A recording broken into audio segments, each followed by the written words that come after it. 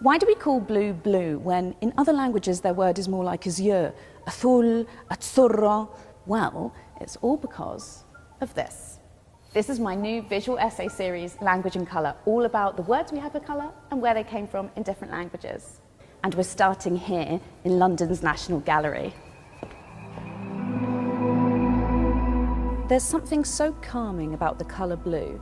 Its reassuring hues are perhaps why 45 of the world's 100 largest banks have blue logos. Amongst Hindu deities, the gods with blue skin are depicted that way to symbolise calmness, courage, transcendence. Blue feels omnipresent in our lives and the world around us, but actually, it's believed to be one of the last colours that a language names. A study of colour terms across different languages and cultures found that blue is essentially a shade of green until a culture has discerned light from dark, red, green and yellow, and then they eventually come to identify the colour blue. This doesn't mean that they didn't see the colour blue, they just didn't give it a name. In fact, it's for this reason that a bunch of languages have umbrella terms that often cover both the colours blue and green. Or things have been described as green sometimes in the past, where we now might describe them as blue. A good example of this would be found in Arabic literature, where sometimes the ocean has been described as al-akhdar, the green, not the blue as we might today. There's also a word in Chinese that's qing, and that can be used to describe things that are blue, but it could also be used to describe the colour of, say, bok choy. In several historic cultures, blue was oddly absent.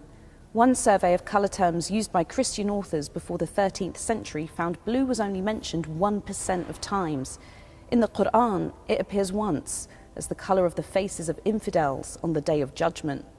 Part of blue's mystery is that it appears rarely in nature, and when it does, it's not to do with pigment, which is what would help us recreate it. Blue birds and butterflies are blue because of the interaction of light with the structures deep within a blue insect's scales or a blue bird's wing. They appear blue because it is only the blue light bouncing through them that makes its way out to our eyes. So it's not surprising then that the English word for blue actually has its roots in a word that once meant bright. In Old High German, there was a word called blau, and they gave the French bleu. So what I think is really cool about English is that our word for blue preserves this linguistic cultural process in which we once saw a colour, we just thought it was bright, and eventually it all becomes blue. But that's not the case for many other languages. Languages of cultures who prized this. If you speak Spanish or Italian and your word for blue is azul or azzurro, it is because of this colour. And because of the stone in this pigment. Lapis is Latin for stone, and lazuli is the genitive form of the Latin word lazulum. That in turn came from the Persian word for what you're looking at here, lajavard, and that meant sky or heaven, and you can see why this stone would be named that colour. Okay, I'm Joanna Russell, I'm a scientist here at the National Gallery. Where has this been historically found? So it naturally occurs in really only a few places in the world, but Badakhshan in present-day Afghanistan has been a very important source for thousands of years for the mineral. So it was used initially as a stone for carving and in coloured inlays, and by the ancient Egyptians, so you can see it sometimes in like blue eyes. How did this get all the way from Afghanistan to the palettes of artists in Europe?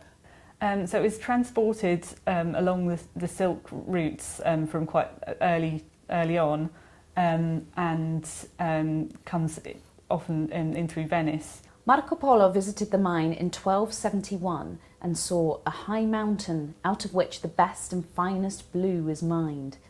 The pigment that was made from the stone was called ultramarine in the Western world, meaning beyond the seas, because Europeans were aware of the long journey the colour had taken to reach them.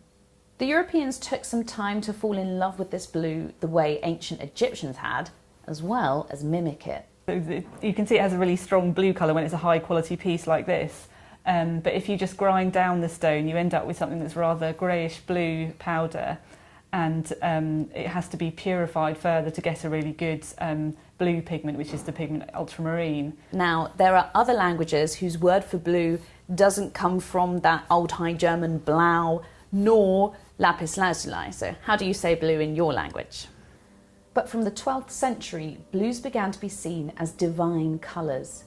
Eventually, the Renaissance painter Cennino Cennini would call this colour illustrious, beautiful and most perfect, beyond all other colours. One could not say anything about it or do anything with it that its quality would not surpass. So there are times we know it has been more expensive than gold, and it's from a combination of the fact that it had to come from this long distance and also this complicated processing that means you get much less pigment by the time you've gone through those processing stages, and it's also a kind of a process that requires some knowledge and expertise. When patrons commissioned works, they also had to pay for the lapis lazuli that was used in the artist's palette. What better way to honour the Mother of God than paint her in a pigment worth more than gold? So the giddy rise of ultramarine as a pigment in Europe coincided with this rise in Marian devotion that was happening in Catholic Europe, and that is depicted extremely well here in this painting of the Virgin and Child embracing. It is not remotely surprising here that the Virgin Mary is depicted in blue, as she has been since 500 AD roundabout. Blue has meant many things over time. In the Roman period, there was an association between the colour blue and mourning. There has long been an association with divinity, also with royalty. So as the Queen of Heaven, it's made a lot of sense historically to depict her in that blue mantle. Now, she has also been depicted in red. Often her dress is red, and that symbolises humanity. In fact, in a lot of Catholic art, it not only symbolises humanity, it portends what will happen to her son, the sacrifice he will make. What does this tell us today when we understand it was a really expensive pigment to paint in? Here it's taking up half of the canvas. It's the most expensive pigment on the artist's palette.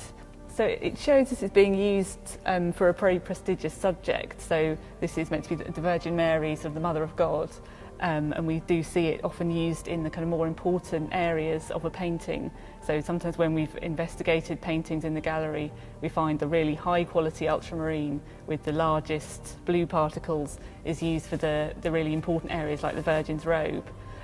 Where we might see lesser quality pigment used in other areas like in skies or sometimes underpaint.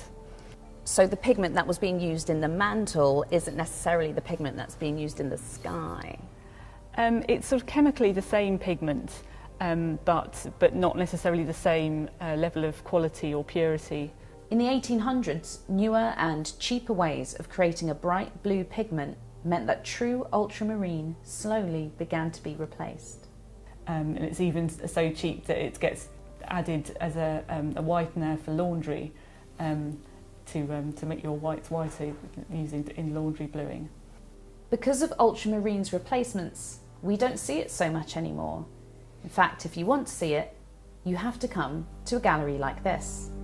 But for many languages around the world, they never lost this connection with the semi-precious stone that came to define one of the most intriguing colours in world history.